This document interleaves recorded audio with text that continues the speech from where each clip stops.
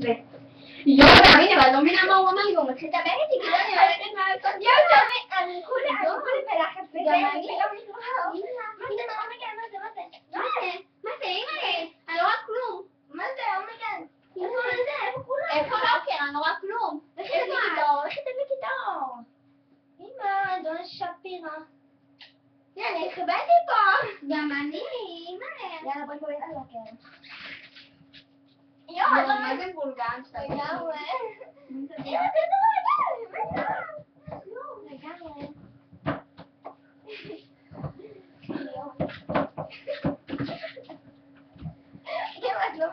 גם אני מספרת, יואו, אז את לא מבינה מה קרה לי היום. כן. תראה, גם אני מאוד לא מבחין.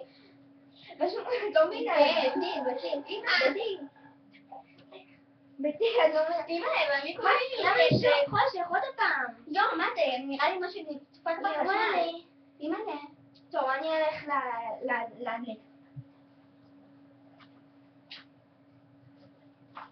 לגמרי, אני אומרת לך, מפחיד פה, לפעמים הפסטיבל הזה שהוא נעול. אמא, את שמעת מה קרה פה? על הילדה? מה קרה? על הילדה שנרצחה. על הילדה שנרצחה פה. איזה ילדה? איזה נרצחה? הילדה! שבא אני פה כבר איזה שנתיים בבית ספר. 5 שנים. הילדה פה באה ועברה עם 2 חברות שלה ונרצחה. על מה? על מה היא נרצחה? לא יודעת, אמרו משהו עם רוח, אני מה זה התחלתי לי באמת? לא מבינה את הפחד. יואו.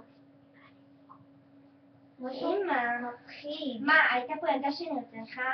כן. שמעתי פה כזה שהיא עכשיו מחפשת נקמה, משהו, מישהו אמר אותה? כן, אין לי מושג.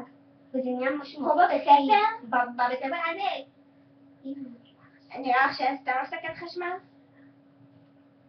נראה לך שהייתה גם אמרו שאחר כך זה קרה לאח שלה.